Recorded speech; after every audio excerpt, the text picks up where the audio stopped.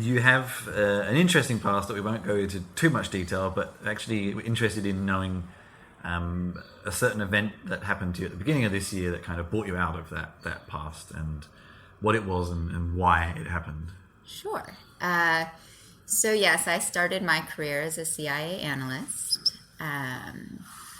Worked throughout government in various different roles, but mostly a large chunk of my government role was in intelligence. Mm-hmm. And it's something I never really talked about publicly, not necessarily because I wasn't a covert operative or anything like that, but mostly because I didn't want to. Yep. I mean, there were times where obviously I couldn't talk about certain things anyway, but it was a personal choice. I kept my work life and personal life separate and didn't feel the need to advertise where I was working, and there were times where I wasn't allowed to. I did, as many people might have seen, after our presidential election, our current president's first act on day one was to give a speech at the headquarters of the CIA. And that moment particularly, that particular moment offended me so strongly, having a president stand in front of that wall of what's called the Wall of Honor, the stars that represent fallen CIA officers, and make the kinds of statements he did, that it compelled me to actually speak out. And so I wrote an article in the New York Times about that particular event and why, whether you're a Democrat or Republican or conservative or liberal, why that matters, that it shouldn't have been a political event at all. And on that day, I pretty much told the world in the New York Times about my CIA past. But I felt it was important enough to recognize that I have a platform that gives me a place of credibility when I speak about these issues, and I didn't want to do so anonymously, because as much as I understand people who are still in government who speak anonymously, I recognize the power of being able to look at someone and say, this person is speaking from that place, and that matters, and that changes the dialogue. So it was important enough to me to do that. So, I mean, I don't necessarily take your LinkedIn profile as gospel, but that, as far as I can tell from that, you actually stopped in sort of around 2013 and had some other work for a few years in between, or yes. Was it contracting work? No. When I left, I would say completely reinvented myself.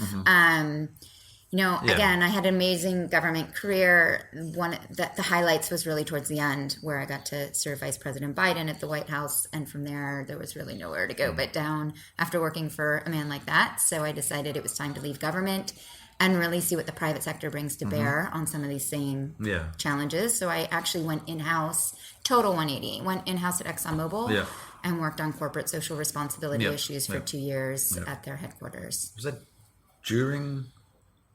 Oh, no, it was BP, wasn't it? That had the major that was not. Yeah, so I mean, and what's that like? I mean, I would say oil companies probably have, depending on who's in power and in each end, possibly even as bad reputation as government sometimes. Yeah.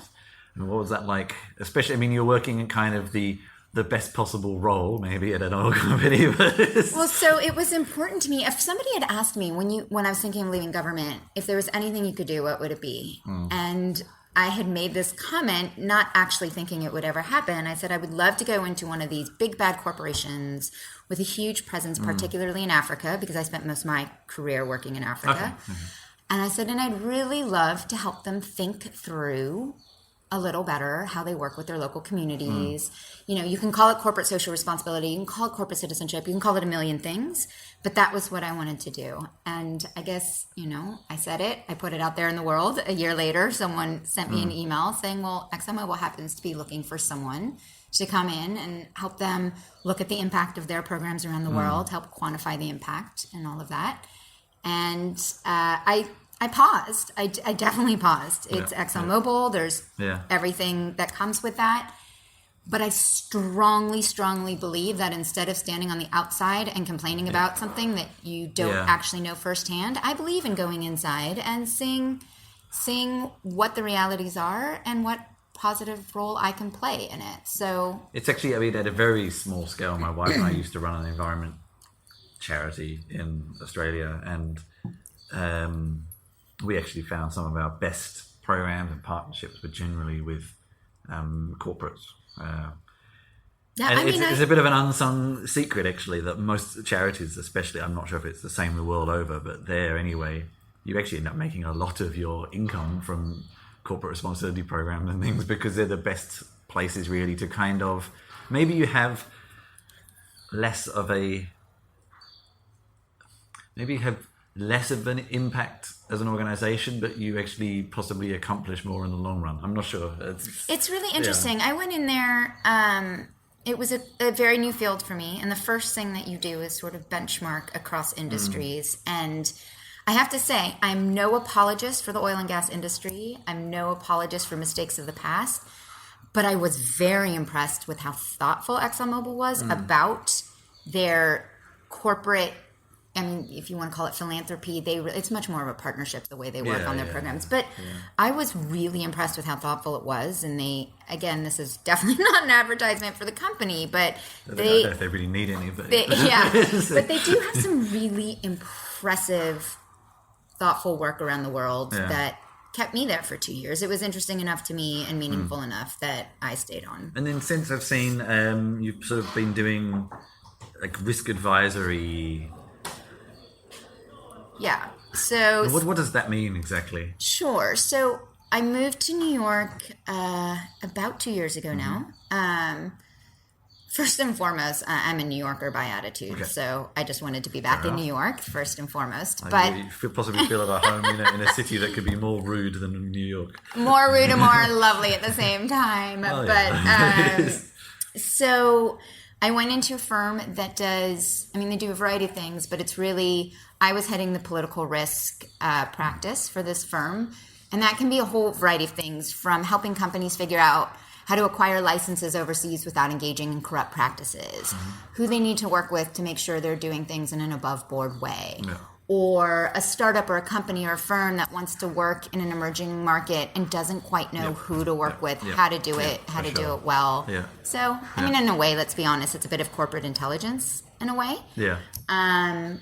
But what really drew me to that firm was really the anti-corruption angle of it, because I thought, to me, that was something that was positive and a good way to help companies do well overseas without engaging in bad practices. So before I switched on the mic, you said to me that you're not really a tech person, and yet we're at a conference called Tech Open Air, which if anyone doesn't know, I mean, I'm looking out the window and I can see tents and music stages, and so it's not the most traditional tech conference anyway. It's a festival. But so what are you here to speak about? So, when I first got the invitation, I remember smiling, thinking I'm not quite sure where I fit into this program. But as I've been thinking about it more, there are a few key messages. I think, I'm doing a fireside chat tomorrow, and I know a lot of it will just be a little bit more of the personal, who are you, why did you do this? But I have two really key messages I hope to get across. And one of them is, in any of these major global challenges, any of them, for me, I worked a lot on counter-extremism and counterterrorism for most of my career. But whether it be counter-extremism, whether it be climate change, whether it be the refugee crisis, any of these things, right? Governments can't do it alone and shouldn't do it alone. And I think the tech industry in particular has the capability of really playing positive role in tackling some of these challenges and contributing in a certain way. And I hope to get across this message of what the tech industry's roles can be and how you can continue to advance your product while also having a positive impact. I mean, I have examples, and for me, for example, one of the biggest issues, and I'm sure we'll talk about this at some point, is we all know about the filter bubbles and all these things, but I think the tech industry has this really interesting role that they could be playing, and many are, in how to really help advance solutions to some of these problems. The tech bubble is something. Filter bubble is possibly the same. So it was interesting because I mean, if we go back before and I'm not going to go into any detail on these, it's just as a point. Sure. Before the Snowden revelations, people thought that people who talked about being spied on were just tinfoil hat wearing, and then the Snowden revelations happened and everyone suddenly was, some of these people were right. And there was a similar thing I felt with the filter bubble, that lots of people talked about it, but then it actually took some very public events of the past 6 months for people to go, oh, actually, there's repercussions. So I think it's interesting because in some ways technology has been a great savior for people who always felt different, especially in smaller communities where you would often possibly be the only person who had a particular interest or a particular lifestyle or whatever it may be. And then in the past decades, you've been able to connect with other like-minded people around you. But then something happened in the past few years where it kind of got too extreme. Yeah. And the tech industry has become obsessive with crafting algorithms that serve you exactly what you want, which works fantastically in some places, but has caused a bit of a large negative knock-on effect. And I suppose, do you have any thoughts or advice for some of these companies on how they can continue to kind of deliver these tailored products, but not blinker people to other alternatives? And I mean, it's a broad spectrum, from recommending brands of toilet paper on Amazon. It's not necessarily connected to Facebook only kind of presenting you news from people who have the same opinion as you, but they're sort of part of the same issue. Right. And do you have any recommendations to the companies how they can somehow get a balance between the two? So, there's so many thoughts I want to unpack in this. I mean, first of all, unfortunately, I don't have the tech background to know exactly what they can do, but I do know that, I had, about a year ago, actually before I really admit to my CIA past, the first time I wrote was really a year ago. Mm-hmm. And I mean, you can read between the lines. I do mention that I had an Intel background in that piece. Yeah. But I talk about how I thought that the biggest threat, at least in the US, what I felt was the biggest threat was no longer the threat of foreign terrorists, but it was the threat of Americans who are so polarized that they absolutely refuse to talk to people who are on the opposite side of any issue, right?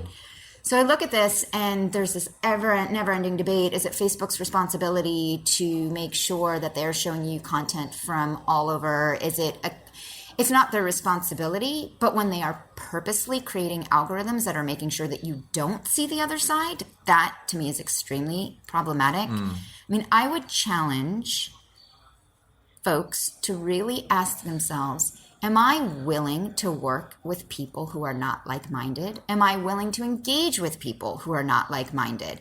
Because more and more, the answer seems, or I don't know about today, but 6 months ago, the answer was pretty clear that it was no. People were self-segregating into communities of like-minded people, right? Whether that be in physical spaces, choosing their neighborhoods, their schools, their social environments, but definitely online.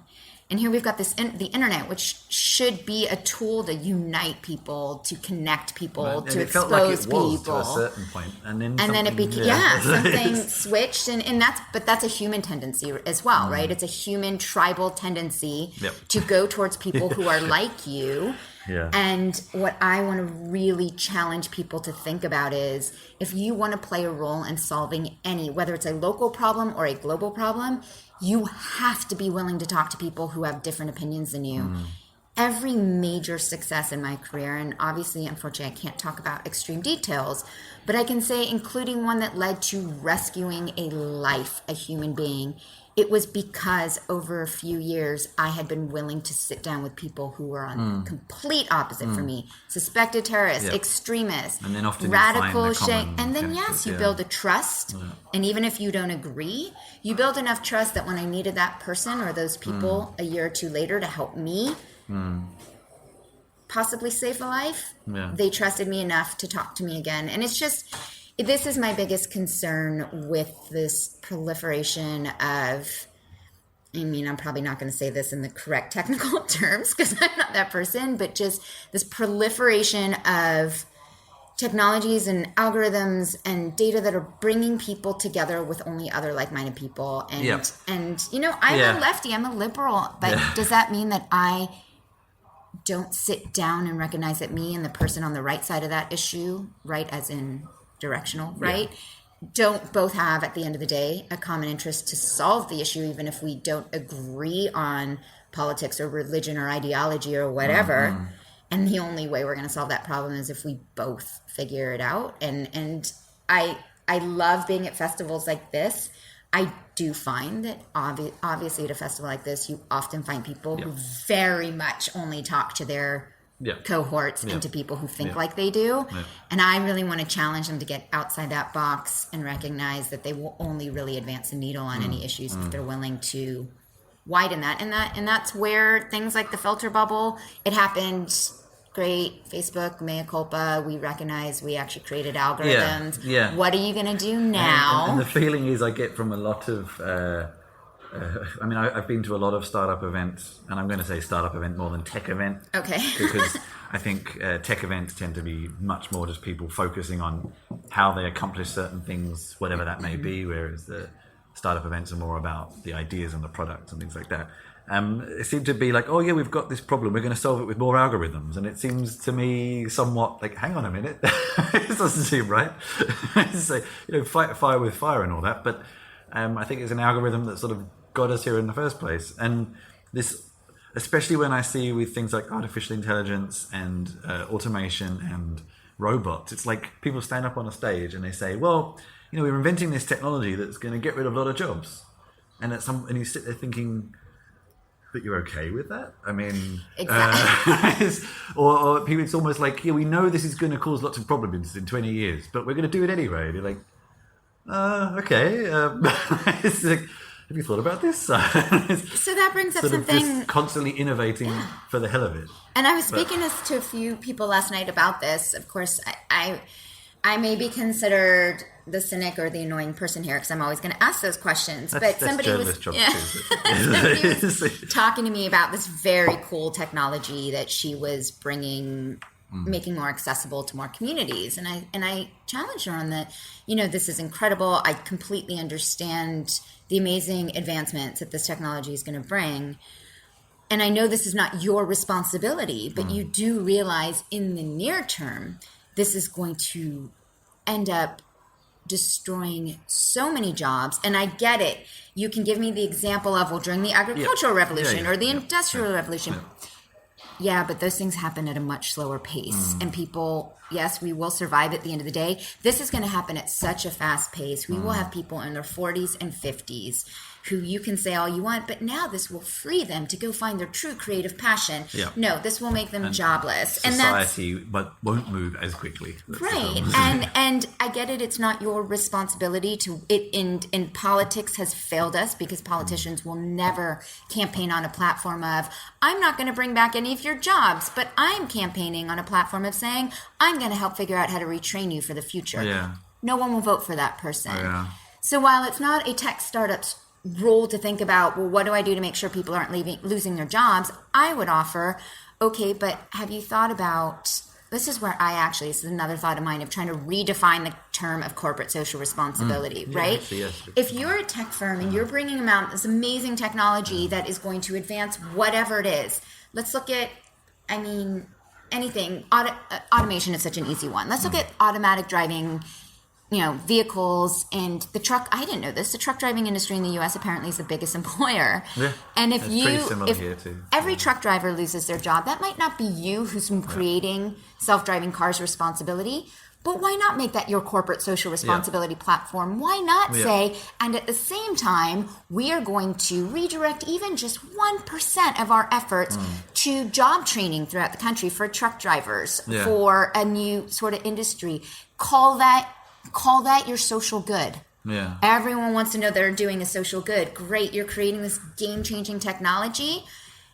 Also think about the social impact and make that your publicly braggable corporate social responsibility strategy. Yeah. But then that also brings me back to, now I'm really getting on my soapbox. It's all right. This idea of, one of the things, I'm not going to name names, but I got a little bit, frightened's an overstatement, but yesterday somebody was speaking and this person was talking about all these amazing things that young tech innovators can create, and was giving an example of someone who was in their young 20s who created this game-changing technology. And he said, so clearly experience doesn't matter. And I thought, okay, experience doesn't matter to create that technology. Yeah. But experience matters if you want to bring in someone who has worked on these issues in the real world and sit down and talk to them about, but what is the real human impact here? And how can you help me think through all of the risks that will come out of this and what we can do? And that human life experience not just matters. Work experience, but life experience. And I think, almost the slogan of our podcast is, and that's a whole other topic. Myself and my co-host are 36 plus. So it's interesting because in an industry that generally focuses on the young, but I think one of the advantages of the tech in commerce industry is that it can be moderately anonymous as well. So sometimes it only comes in the sort of final stages when you meet someone face to face do they actually realize how old you might be. But I think it's going to be, I don't think we're going to get into territory of Logan's Run or anything like that quite yet. But, it can sometimes be, I met some people yesterday who were working in the innovation department of a major German corporate here. And they look like they're about 15. And and you can't but help sometimes feel like, oh my God, I must look really ancient here. And you're really not.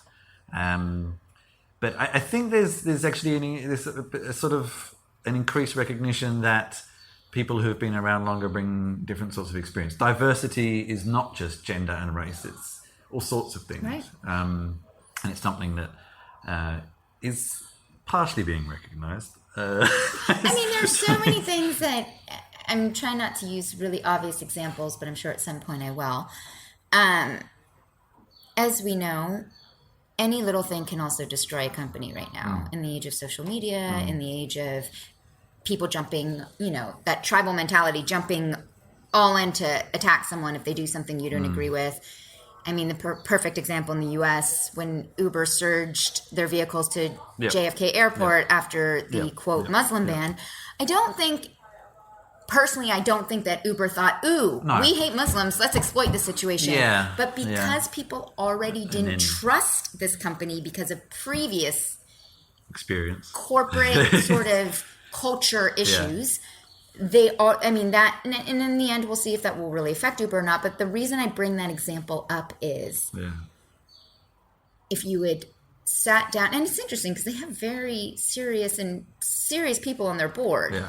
But if you would sit down and listen to the advice of people who have worked really hard in these worlds, you might have been able to avoid some of that by actually understanding that making sure the public knows where your corporate values lie is important. Yeah. And maybe I shouldn't say my age on this podcast. I'm 22. No, I'm in my 40s, so I'm already retired according to the guy who gave the speech yesterday.